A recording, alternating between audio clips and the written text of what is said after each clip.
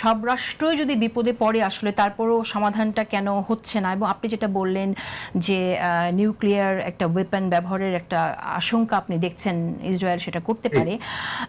আবু রুশ বলছেন যে ট্যাকটিক্যাল নিউক্লিয়ার ওয়েপন হতে পারে, অপেক্ষাকৃত কম ক্ষমতা সম্পন্ন। আরেকটি প্রশ্ন এখানে আসে, সেটা হচ্ছে যে ইসরায়েল যদি নিউক্লিয়ার ওয়েপন ব্যবহার করে পাকিস্তান, সেক্ষেত্রে পাকিস্তানের ভূমিকা কি হবে বলে আপনার মনে হয়? অনেকগুলো প্রশ্ন করলেন। আমি প্রথমেই একটু আবু রুশদের সঙ্গে একটু দ্বিমত পোষণ করছি, খুব বড় ধরনের দ্বিমত। এই যুদ্ধের মেইন বেনিফিশিয়ারি হচ্ছে চায়না অ্যান্ড রাশিয়া। তাদের রমরমা রাশিয়ার যে তেল আছে, এটা তারা তাদের যে পার্টনার, তাদের যে সবচেয়ে ক্লোজেস্ট অ্যালাই চায়না, তার সঙ্গে তার নর্দার্ন কমন বর্ডার আছে, রাশিয়ার কাছ থেকে চীনের তেল আসবে। চীনের তেলের কোনো অভাব পড়বে না।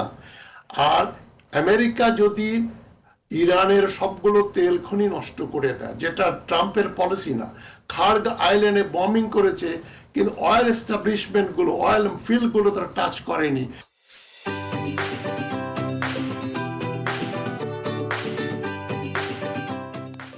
ট্রাম্পের ডিলিউশন হচ্ছে এই যুদ্ধ তারা জিতবে এবং জিতে সমস্ত অয়েল ফিল্ডগুলো কন্ট্রোল করবে। ইসরায়েল নিয়ে যাবে এই কুয়েত থেকে ইউএই পর্যন্ত, মানে কুয়েত, বাহরাইন, কাতার, ইউএই, ওমান, গ্রেটার ইসরায়েলের ড্রিম, ওটাই হচ্ছে মেইন অবজেক্টিভ। তারা সবগুলো কন্ট্রোল করবে এবং আমেরিকাও মনে করে তাই যে ইসরায়েল এবং আমেরিকা মিলে সবগুলো তেল তারা এনজয় করবে। এবং ইরানের সঙ্গে তো চীনের ওই হরমুজ প্রণালী ইরান খুলে রেখেছে চীনের জন্য, রাশিয়ার জন্য। চীনের জাহাজ যাবে এবং বাংলাদেশকে তারা অ্যালাউ করছে। সুতরাং চীনের এখানে কোনো ক্ষতির কোনো সম্ভাবনা নেই। চীন ইজ দ্য অনলি পাওয়ার, এটা ইমার্জ করবে এবং এরপরে দেখবেন ডলারের জায়গায় yuan will dominate the world. যেমন 1956-এর সুয়েজ ক্রাইসিসের পরে পাউন্ড স্টার্লিং এর জায়গায় ডলার দখল করে নিল, এবং এই যুদ্ধের পরে দেখা যাবে মার্কিন ডলারের জায়গা নিয়ে নেবে অন্য কারেন্সি। চীনের কোনো ক্ষতি হবে না। আর পাকিস্তান কেন নিজের খেয়ে মানে বনের মোষ তাড়াবে? পাকিস্তানের নিউক্লিয়ার আর্সেনাল তারা মেইনলি ইন্ডিয়া সেন্ট্রিক। তারা ইন্ডিয়ার সঙ্গে চায়না পাকিস্তান মিলে একটা alliance, China Pakistan economic corridor, ওটা নিয়েই পাকিস্তান সন্তুষ্ট থাকবে। এখানে ইরানের ইসরায়েলের বিরুদ্ধে যুদ্ধে যাবার পাকিস্তানের কোনো সম্ভাবনা নেই, কারণ পাকিস্তানের সরকার যদিও প্রোটেস্ট করেছে ইসরায়েলের বিরুদ্ধে, কিন্তু ওদের আর্মি তো দেশ চালায়। এই ফিল্ড মার্শাল ওয়াসিমের সঙ্গে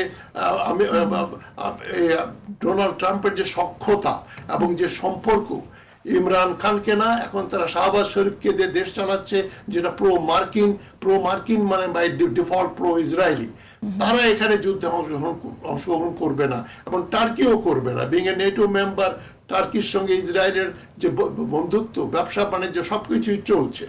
ক্ষতিগ্রস্ত হবে মার্জিনালাইজ দেশগুলো, যেমন ভারত, বাংলাদেশ, এদের ক্ষতি হবে সবচাইতে বেশি। বাংলাদেশের বিশেষ করে আমাদের এই প্রায় 60-70 লক্ষ লোক যদি কর্মহীন হয়ে পড়ে এবং কাতার, বাহরাইন, কুয়েত, এই যে এই গালফ স্টেটগুলো যদি একেবারে অকেজ হয়ে যায়, এক ফোঁটা তেল তারা প্রডিউস করতে পারছে না গত 18-19 দিন, এটা যদি আরো 6 মাস চলে, তখন তো ওরা সব বাংলাদেশি ওয়ার্কারদের বের করে দেবে। ফিলিপিনো, শ্রীলঙ্কান, বাংলাদেশি, ইন্ডিয়ান, এরা ক্ষতিগ্রস্ত হবে। আর আমরা সবচেয়ে বেশি হব, কারণ আমাদের ফরেন এক্সচেঞ্জ আর্নিং এর একটা বিরাট সোর্স হচ্ছে remittance from the middle east, ওটা নষ্ট হয়ে যাবে। তারপর আমরা সার, ফার্টিলাইজার আনতে পারবো না, তেল ছাড়া আমাদের চলবে না। আমাদের অল্টারনেটিভ কোনো তেলের মার্কেট আমি তো জানি না যে আছে। সৌদি আরব থেকে আনতে পারেন, কিন্তু যুদ্ধ যদি ইন্টেন্সিফাইড হয়, এই যে রাশিয়া থেকে আনার একটা উদ্যোগের কথা আমরা আনতে যাচ্ছি, আমি আমারটা শেষ করে নি আর 30 সেকেন্ড। মানে হুতিরা যদি বাবল মান্দাব বন্ধ করে দেয়, রেড সি বন্ধ করে দেয়, সুয়েজ খাল বন্ধ করে দেয়, তখন সৌদি আরবও তাদের জেদ্দা পোর্ট ব্যবহার করতে পারবে না। তখন আমরা তেল কোত্থেকে আনবো? ইন্দোনেশিয়া থেকে আনতে পারি, ইজ দেয়ার সারপ্লাস। তাদের আমাদের সঙ্গে কোন ট্র্যাডিশন আছে, যোগাযোগ আছে যে ওরা আমাদের বাড়তি তেল আমাদের দেবে? এরকম কোনো গ্যারান্টি নেই। তো আমরা এনার্জি ছাড়া আমরা একেবারেই মানে মধ্যযুগে চলে যাব, এবং ফার্টিলাইজার ছাড়া আমাদের প্রোডাকশন, শস্য ফুড প্রোডাকশন অনেক কমে যাবে। তো সেক্ষেত্রে আমরা যদি একটু এখন আমাদের দেশের কথা যদি আলোচনা করি, কারণ আমরা ইরানের যে ভূমিকা বা এখন ইসরায়েলের কি হতে পারে আমরা যেটা গবেষণা করছি বা বিশ্লেষণ করছি, সেই জায়গায় কথা বলতে গেলে আমাদের আরো অনেক সময় লাগবে। কিন্তু আমি একটু বাংলাদেশের বর্তমান সরকারের কি করণীয়, যেভাবে ডিল করছে জ্বালানি সংকট মোকাবেলার জন্য, আপনি কিভাবে দেখেন ডক্টর হাশমি যে বাংলাদেশ সরকারের উদ্যোগগুলোকে? এখন বাংলাদেশ সরকারের উদ্যোগ যেমন, তারা ইসরায়েলের বিরুদ্ধে খুব একটা সোচ্চার না, ধরি মাছ না ছুঁই পানি, বড় পাকিস্তানের পার্লামেন্ট থেকে, পাকিস্তান সরকার থেকে যেভাবে কন্ডেম করা হয়েছে, আমাদের সে ক্ষমতাটা নাই। আর বিশেষ করে যেখানে আমাদের পররাষ্ট্র মন্ত্রণালয় এখন নিয়ন্ত্রণ করে মার্কিনপন্থীরা, সুতরাং doctor Khalilur Rahman out and out pro American. তো আমরা আমেরিকান লবির ভিতরে ঢুকে পড়েছি আর ভারতের ভিতরে। এখন চীনের সঙ্গে আমাদের সম্পর্ক কত দূর যাবে, যেটা ছিল ওটা ক্রমান্বয়ে বৃদ্ধি পাচ্ছে না, যেটা আমি বলতে পারি। সুতরাং বাংলাদেশ ইসরায়েলের বিরুদ্ধে, মার্কিন যুক্তরাষ্ট্রের বিরুদ্ধে যেতে পারবে না, কারণ আমাদের মার্কেট, সবচেয়ে বড় মার্কেট হচ্ছে নর্থ আমেরিকা, আমেরিকাতে garment factory.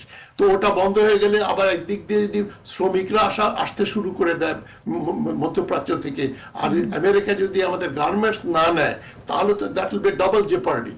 Bangladesh can't afford to do it. সুতরাং বাংলাদেশকে একটা নমনীয় ডিস্টেন্স মেনটেন করতে হবে, নমনীয় সম্পর্কই রাখতে হবে মার্কিন যুক্তরাষ্ট্রের সঙ্গে। ইসরায়েলকে তারা খেপাতেও পারবে না, পক্ষেও যেতে পারবে না। আর ইসরায়েল বাংলাদেশ নিয়ে খুব মাথাও ঘামায় না। এখন বাংলাদেশের মানুষের স্বার্থ রক্ষা হবে কি করলে? তাদের স্বার্থ, বাংলাদেশের মানুষের, আপামর সাধারণ মানুষের স্বার্থ রক্ষা হবে কি করলে, কি করা উচিত সরকারের? দুর্ভাগ্যজনক ব্যাপার, আমাদের লোকেশন, আমাদের ডিপেন্ডেন্সি, আমাদের এর জন্য তো আর অন্যকে দায়ী করতে পারি না। আমরা কোনো ইন্ডাস্ট্রিয়ালাইজেশন করি না, যেখানে কম্পিউটার দিয়ে কত কত দেশ, ভিয়েতনাম আমাদের পরে স্বাধীন হয়ে কোথায় চলে গেল। আমরা এখনো দর্জিগিরি করছি আর ওদিকে কামলাগিরি করছি। আমাদের man power, train man power নাই। এমনকি কল সেন্টার গুলোতেও দেখবেন ফিলিপিনোরা ডমিনেন্ট, ইন্ডিয়ানরা ডমিনেন্ট, যেখান থেকে প্রচুর আয় করা যেতে পারে। নার্সিং সেক্টর আছে, আমাদের নার্সরা যদি শ্রীলঙ্কার মতো বা ফিলিপিনের মতো সারা বিশ্বের নার্সরা কাজ করতো, আমরা আরো অনেক বেশি টাকা পেতাম। কিন্তু আমরা ডিপেন্ড করে রেখেছি একটা মার্কেট মিডল ইস্টে, মানে মিডল ইস্টের মেইন মার্কেট, যেটা একটা volatile region. Middle east won't remain as it is today, এটা আরো ভোলাটাইল হবে। এবং এক সময় আমাদের ডিপেন্ডেন্সি, গার্মেন্টের ডিপেন্ডেন্সি আমাদের চলে যাবে, কারণ রোবোটাইজেশন হবে, it's a question of time. যে এইটা তো আসলে মানব সম্পদের ডিসেন্ট্রালাইজেশন খুবই দরকার, সেটা কিন্তু আমাদের বোধহয় উদ্যোগগুলো সময় সাপেক্ষ। কিন্তু ইমিডিয়েট কি করতে হবে ডক্টর হাশমি? আমি আপনার কাছে আবারও আসবো। ইমিডিয়েট একটা, মানে চায়নাকে খেপানো যাবে না। চায়না ছাড়া, চায়নাকে এলিয়েনেট করে হাসিনা 3 সপ্তাহের মধ্যে চলে গেল, যখন ওখানে গিয়ে চায়নাতে গিয়ে বলল জুলাই মাসে 2024-এ যে আমরা ফারাক্কার এই ব্যাপারে, তিস্তার ব্যাপারে আমরা ইন্ডিয়াকেও দেখবো, ইন্ডিয়া আমার নিয়ারেস্ট নেইবার ইত্যাদি বলার পরে শি জিনপিং 3 দিনের সফরে হাসিনা গেল। সেটা চায়নায় এটা বলার জন্য 3 সপ্তাহের মধ্যে চলে গেছে আপনি বলছেন?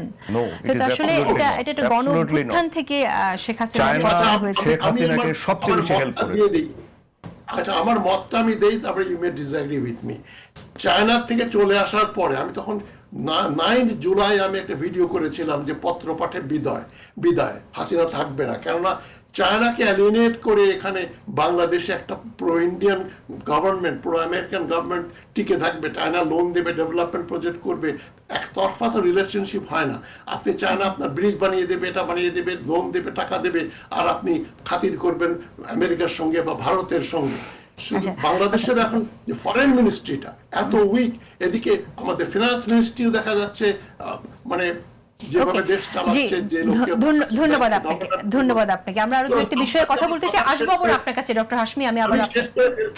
আমি শেষ করে ফেলেছি। বাংলাদেশ শুড মেইনটেইন ইকুইলিব্রিয়াম, এক ধরনের ব্যালেন্স মেইনটেইন করা উচিত। আমরা যখন যেদিকে যাই আবেগে ওইদিকে চলে যাই। চায়নাকে অ্যালিনেট করে বাংলাদেশ বাঁচতে পারবে না।